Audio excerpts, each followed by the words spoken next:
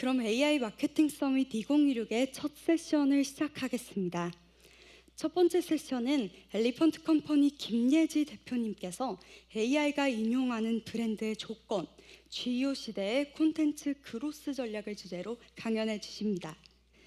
AI 시대의 변화 속에서 브랜드와 콘텐츠는 어떤 방식으로 새롭게 발견되고 또 성장할 수 있을까요? 이번 세션을 통해 GEO 시대의 콘텐츠 전략과 그 가능성을 함께 들어보겠습니다. 그럼 큰 박수로 김예지 대표님을 무대 위로 모시겠습니다.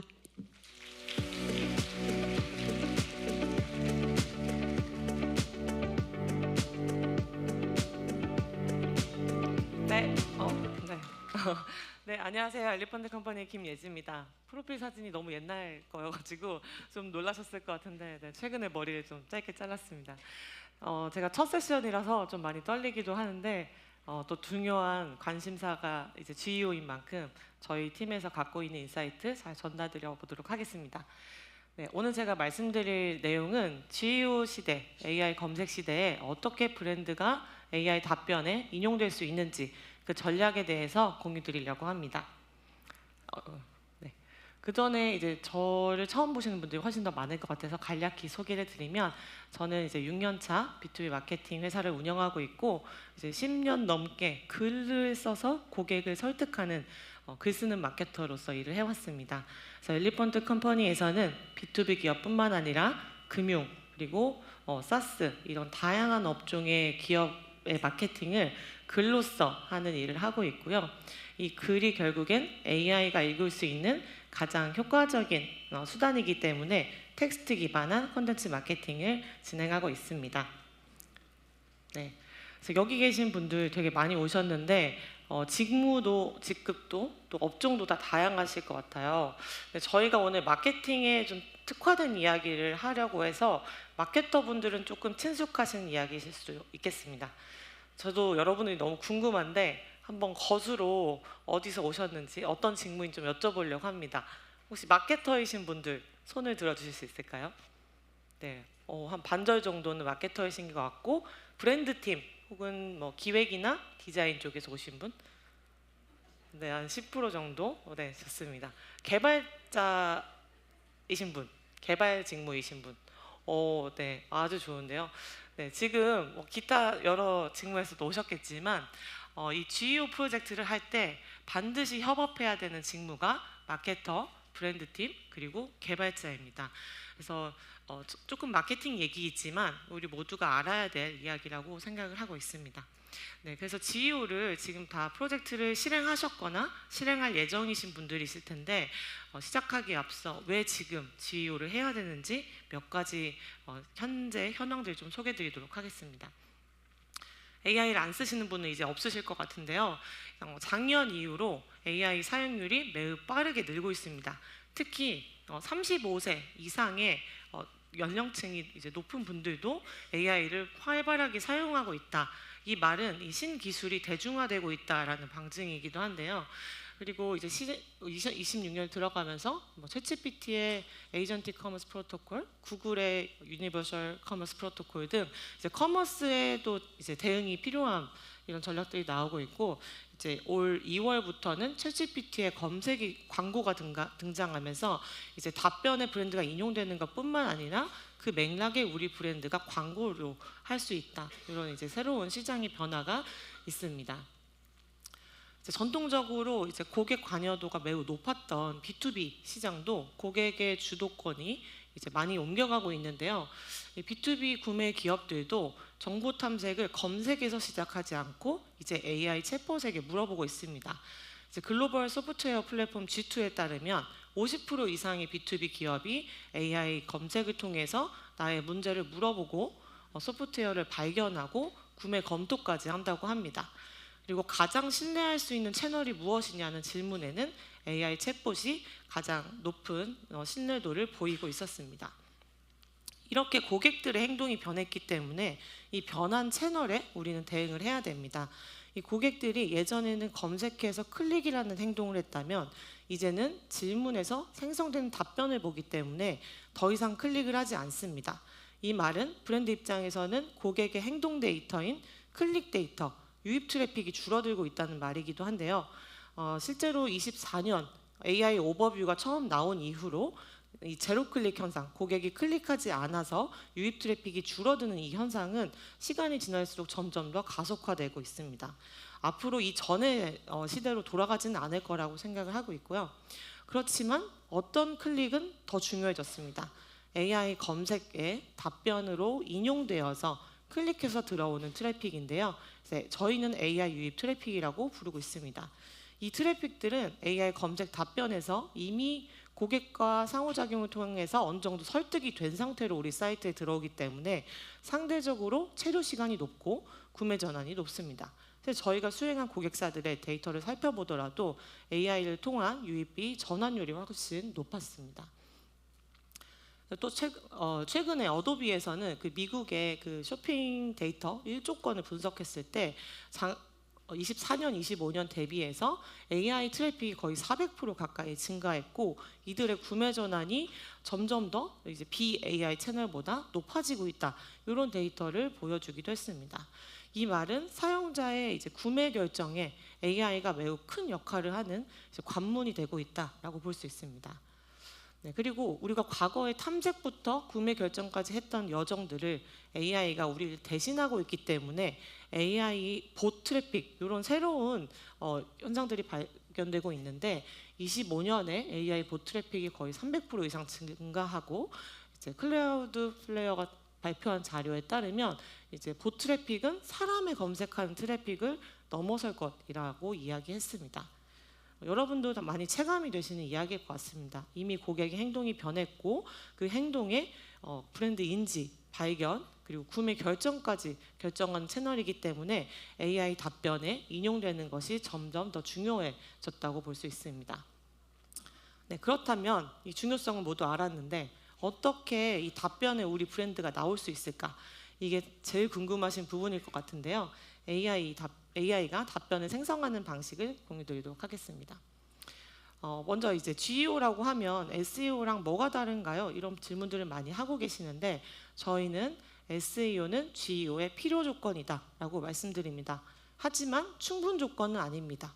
SEO만 했다고 GEO가 성과 날 수 있다는 것은 아닙니다. 하지만 그 AI의 검색 방식이 상당 부분 검색 봇들의 방식과 유사하기 때문에 기본적인 SEO는 필수로 구현해두고 그 다음에 우리 브랜드의 내용들이 디지털 세상 전반에 퍼뜨리도록 하는 것이 GEO라는 말씀을 먼저 드리고 싶습니다. 최근 구글이 GEO는 SEO랑 크게 다르지 않다 이런 맥락의 이야기를 했는데요. 사실 그 내용을 조금 더 들여다보면 GEO를 한다고 해서 스키마 마크업 같은 테크니컬 작업만 한다거나 쓸데없이 키워드 반복만 한다거나 이런 너무 기술적인 접근을 하지 말라라는 것으로 저희는 이해를 했습니다. 실제로 더 중요한 것은 SEO든 GEO든 사용자의 질문에 답하는 컨텐츠가 우리 브랜드가 답하고 있는지 이 컨텐츠 전략이 더 중요하다라고 볼 수 있습니다. 네, 그래서 이제 본론을 들어가 보겠습니다. AI가 어떻게 답변을 생성할까요? 이 답변 생성하는 작동 방식을 알려면 어떤 트리거가 가장 중요한지를 파악해야 됩니다.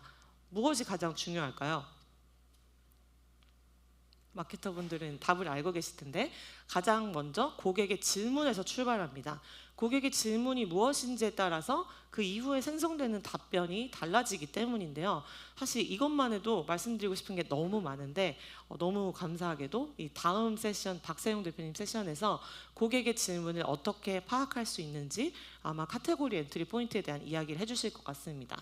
그래서 저는 조금 더 작동 방식과 전략적인 측면을 공유드리도록 하겠습니다. 고객이 질문을 하면 AI는 먼저 고객의 맥락을 파악합니다. 질문 자체도 매우 길고 고객의 상황이 구체적으로 드러나기 때문에 이 답변에 적합한 정보들을 이제 수집을 하고 이 정보에서 이제 가장 신뢰할 수 있는 브랜드가 무엇인지 의미를 해석합니다. 그런 다음에 AI가 답변을 생성해서 사용자의 화면에 보여주게 되는 거죠. 그럼 우리 브랜드 입장에서 이 세 가지 단계 중에 어디에 가장 힘을 실어야 할까요?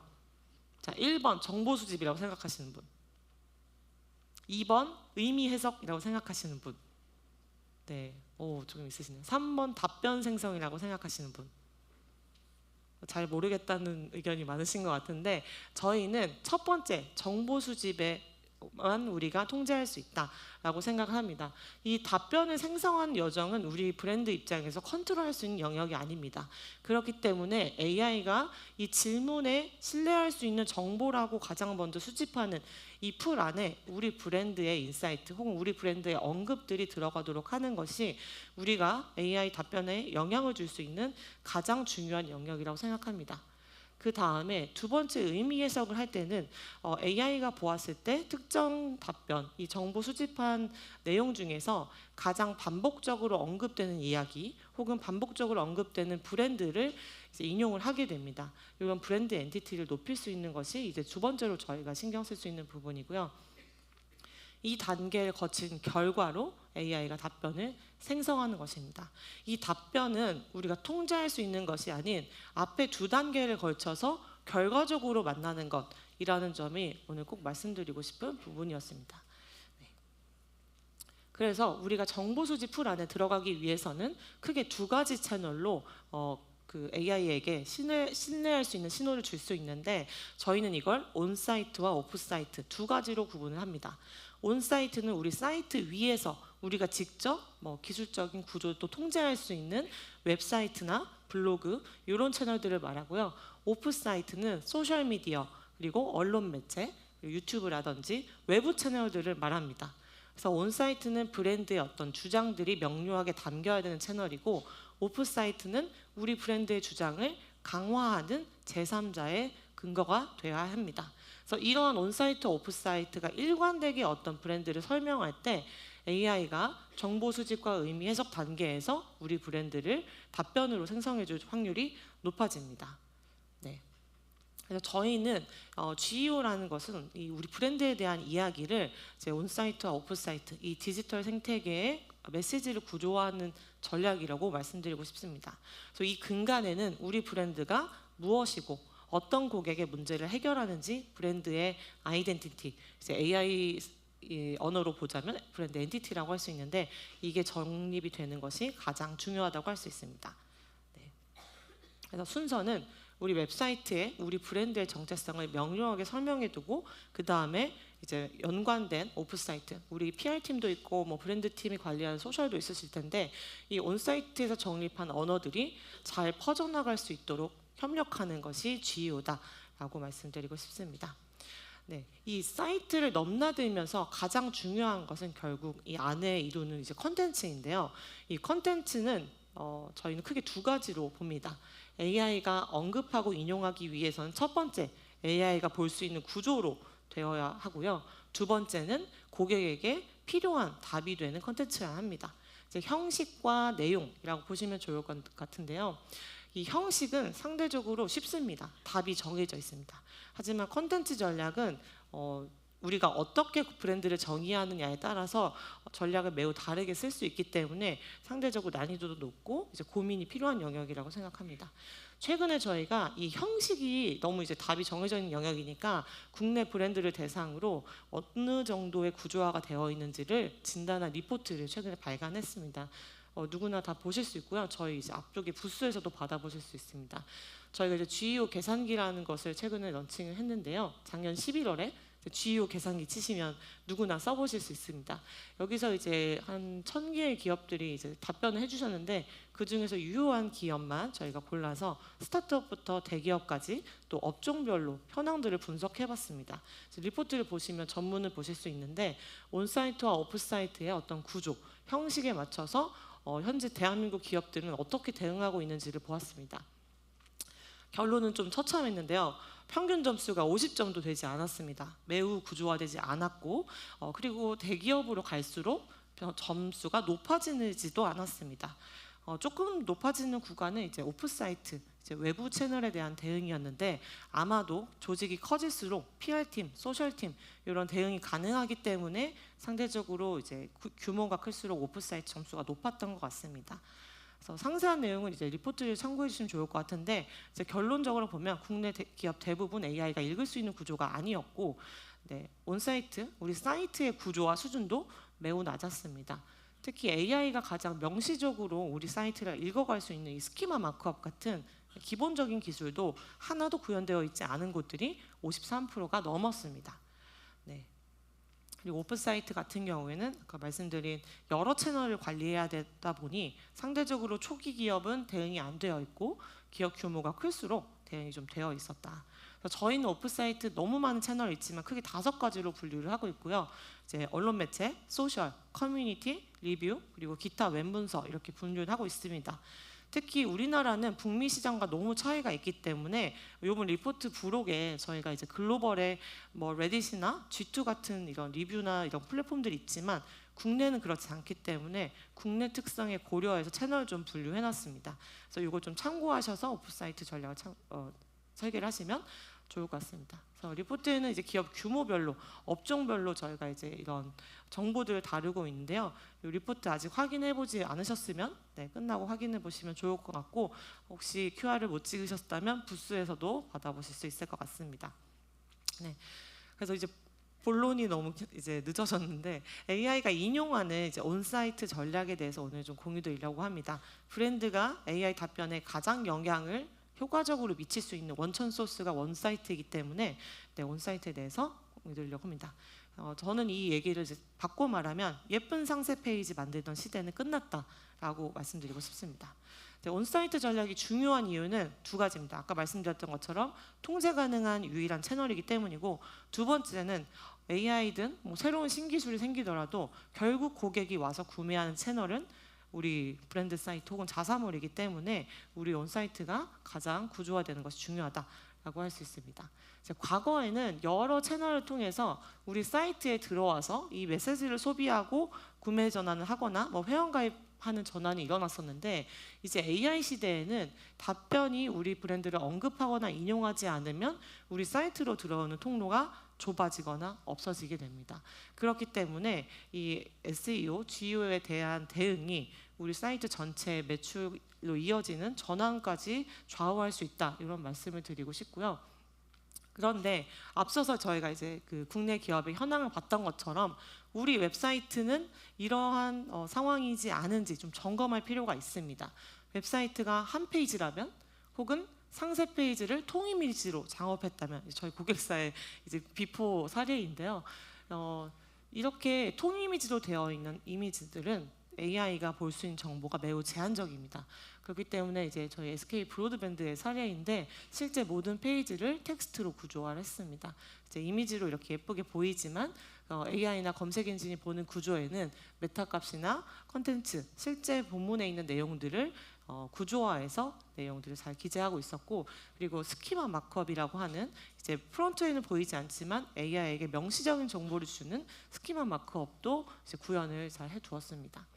그리고 이제 리틀리라는 이제 유틸리티 스타트업 사례인데 원 페이지로 되어 있던 서비스를 이렇게 여러 페이지로 쪼개어서 그 기능에 대한 페이지 그리고 고객의 관점에서 활용 사례에 대한 페이지를 넣어서 각각의 스토리텔링을 더했습니다. 그리고 우리의 주제 전문성을 더 명확히 하는 마케팅 콘텐츠들을 좀 더 강화를 했었고요. 그다음에 B2B 산업 같은 경우에도 고객이 누군지에 따라서 다양한 업종들로 분류할 수 있는데 우리 공급자의 언어가 아니라 고객이 찾는 언어로 업종별 스토리텔링을 다르게 했습니다. 여기는 2차 전지를 타겟하는 경우에는 배터리 수율 관리가 매우 중요하기 때문에 그런 스토리텔링으로 풀어놨고 이제 식품 제조사 같은 경우에는 식품 이물이나 불량률이 없어야 되기 때문에 그런 식의 고객분들이 필요한 상황에 맞춰서 개별 페이지를 쪼개서 스토리텔링을 했습니다. 그래서 이런 페이지들을 만든 이유는 고객이 쓰는 언어로 AI가 볼 수 있도록 만들었다라는 부분을 말씀드리고 싶은데요. 먼저 이제 형식에 대한 얘기를 말씀드리도록 하겠습니다. AI가 볼 수 있으려면 사이트 전체가 구조화되어 있어야 됩니다. 아마 이제 로보TXT나 사이트맵 이런 것들이 마케터분들한테 생소하실 수 있지만 이제 GEO 시대에는 필수적으로 알아야 되는 기본 지식이라고 생각을 하고요. 이제 페이지 단위로는 아까 이제 캡처로 좀 보여드렸던 스키마 마크업이라든지 그 본문에 있는 내용들을 구조화하는 헤딩 태그 작성하시는 게 매우 중요합니다. 그래서 LLM은 실제로 텍스트를 볼 때 이 한 페이지를 읽을 때 같은 텍스트를 이제 LLM이 보는 시선으로 분석하면 의미 단위를 잘게 쪼개어서 분석을 합니다. 이 단위를 엔티티라고 하는데 이 단어마다 이게 제품인지 사람인지 조직인지라는 엔티티로 의미를 부여하게 되고 이 의미 간의 상관관계를 분석하면서 이 페이지는 GEO 콘텐츠 전략에 대한 블로그 콘텐츠구나 라고 파악을 합니다. 이 모든 기술적인 내용을 세부적으로 알 필요는 없지만 우리가 명확하게 해야 될 것은 AI가 볼 수 있도록 텍스트를 구조화하는 게 가장 효과적인 출발점이다라는 점이죠. 그래서 각 페이지 단위로 우리는 이렇게 깔끔한 화면을 보지만 AI나 검색 엔진 눈에는 메타 정보, 리틀리, 무료로 쉽게 시작하는 홈페이지 프로필을 만드는 곳이고 이제 각 이 밑으로 쭉 이어지는 본문들을 이렇게 요약해서 AI가 봤을 때 프로필 링크가 필요한 고객에게는 이 페이지가 답이 되겠구나라는 신호를 주는 것입니다.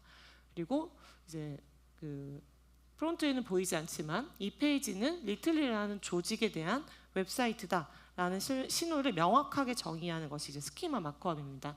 실제 내용을 보시면 이제 각 항목들을 적절하게 기재하는 것이 중요하다고 할 수 있고요.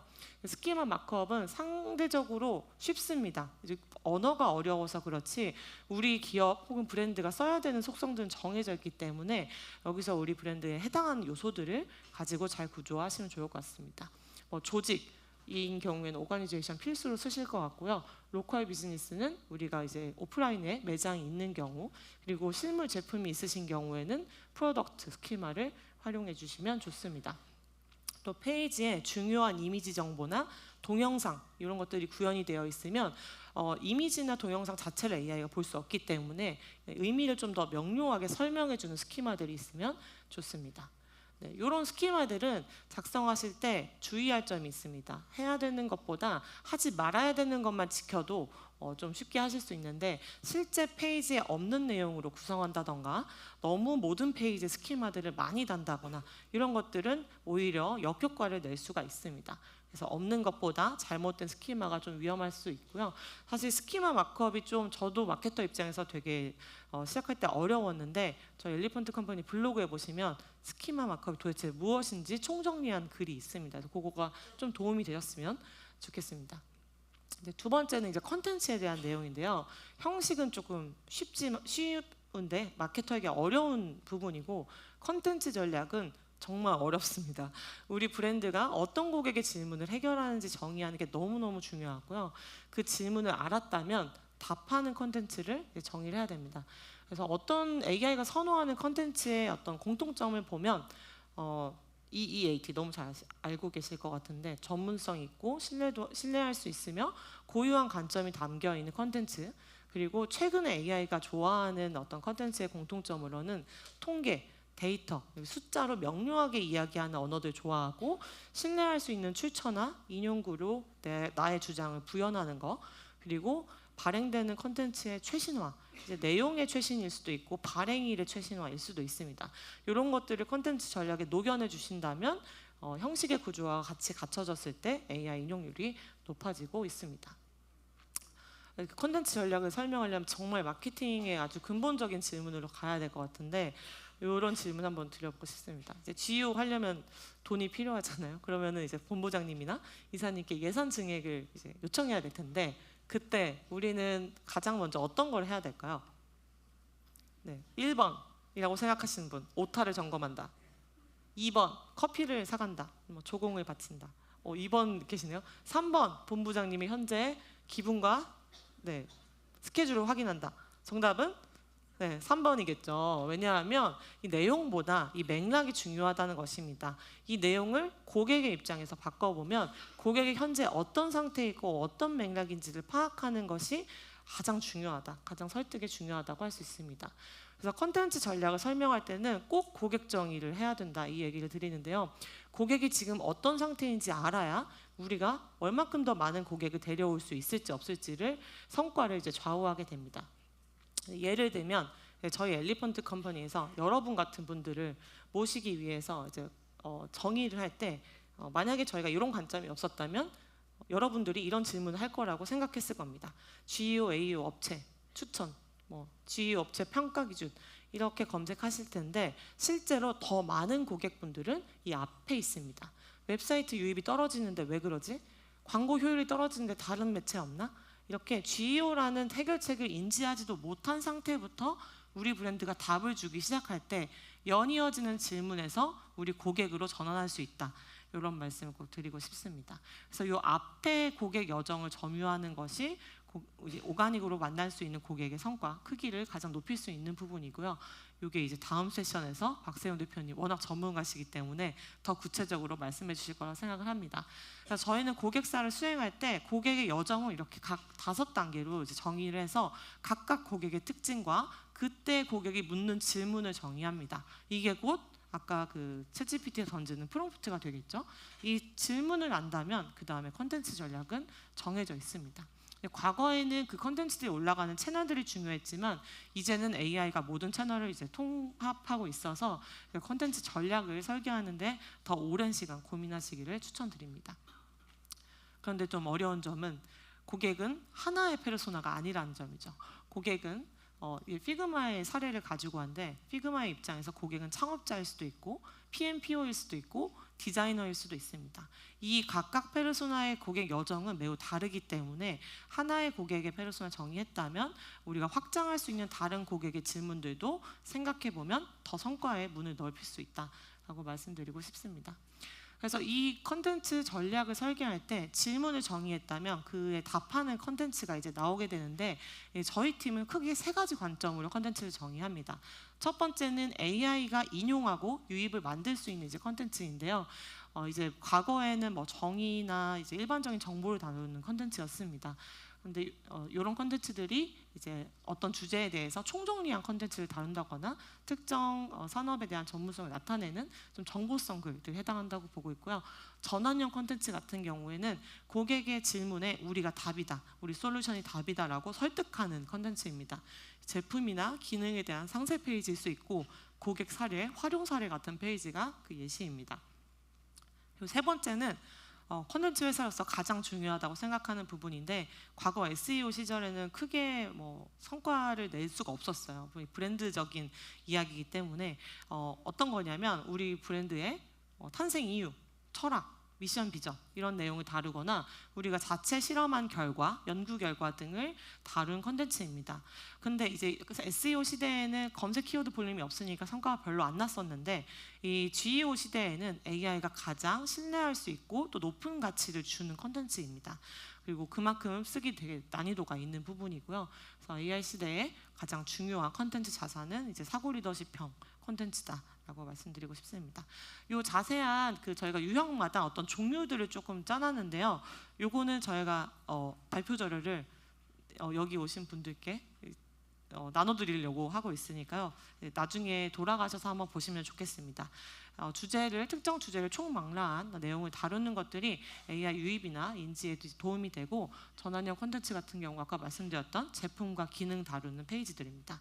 그다음에 코어 콘텐츠는 뭐 산업 리포트를 낸다거나 백서를 제시한다거나 실험 연구 결과 내는 것들이 우리 브랜드의 전문성, 신뢰성을 높이는 근거가 됩니다. 이렇게 3개로 나눈 이유는 목적과 목표가 다르기 때문인데요. 목표는 즉 성과랑 연결되어야 됩니다. 앞에 AI 인용 콘텐츠 같은 경우에는 실제 AI가 답변해서 인용하고 있는지를 목표로 설계되었기 때문에 AI 오버뷰나 스니펫을 선점했는지를 반드시 성과 분석해야 되고 그리고 GEO 툴을 쓰신다면 AI 답변에서 브랜드를 언급하고 있는지 혹은 특정 우리가 그 인용 페이지를 인용하고 있는지를 성과로 분석할 수 있습니다. 전환형 컨텐츠는 설득의 목적이 있기 때문에 AI에 인용이 되어서 링크를 타고 들어오든 AI 유입 트래픽 혹은 유입 페이지로서 선정되고 있는지 이런 부분들을 좀 봐야 하고요. 그다음에 코어 컨텐츠 같은 경우에는 전반적으로 우리 브랜드의 전문성이 AI 답변에 나오고 있는지를 같이 봅니다. 그래서 궁극적으로는 매출에 기여하는지를 보게 되는데요. 오가닉, 검색을 통해서 혹은 질문을 통해서 우리 브랜드의 구매 전환, 오가닉 리드로 전환되고 있는지를 측정할 수 있어야 합니다. 네. 저희 회사는 이런 마케팅 전략부터 컨텐츠 실행, 데이터 분석을 통해서 성과 분석까지 하고 있는데요. 최근 이제 GEO로 오면서 저희도 이제 우리 사이트뿐만 아니라 바깥 오프 사이트와 연계된 전략이 매우 중요하다는 생각을 하고 있습니다. 그런데 이제 GEO라고 하면 새로운 거를 다시 하고 정립해야 되는 것이 아니라 이미 잘 해오던 웹사이트 운영이나 컨텐츠 마케팅, 소셜 채널 관리, PR 활동 이런 것들을 AI 관점에서 다시 통합하는 일에 가깝다라고 말씀드릴 수 있습니다. 그래서 우리 온사이트, 브랜드 사이트 위에 각각의 각 팀들이 했던 역할들을 하나하나씩 레이어를 쌓되 그 언어적인 통일성을 만드는 게 가장 중요하다라고 말씀드리고 싶습니다. 네, 그래서 저희는 GEO를 우리만의 세계관을 더 단단하게 만드는 컨텐츠 전략이다. 그래서 컨텐츠가 가장 중요하다라는 말씀을 드리고 싶었습니다. 네, 저 이런 것들을 하고 있고요. 네, 넘어가도록 하겠습니다. 네, 오늘 발표 자료는 저희 QR 코드를 찍으시면 저희가 다음 주 월요일에 일괄 발송해 드리도록 하겠고요. 오늘 발표를 들으시면서 궁금하신 점이 있으면 폼에다가 질문해 주시면 제가 답변 드릴 수 있도록 하겠습니다. 저 이따가 쉬는 시간에 나가실 때 저희 앞에 작게 부스를 마련했는데요. 여러분들이 현장에서 GEO 관련해서 가장 많이 묻는 12가지 질문을 이렇게 카드로 만들어서 업계 전문가분들의 답변을 이렇게 달아두었습니다. 12장 모두 가져가 주셔도 좋으니까요. 끝나고 한번 들려주시면 감사하겠습니다. 감사합니다. 네, 좋은 인사이트를 전해주신 김예지 대표님께 다시 한번 큰 박수 부탁드립니다.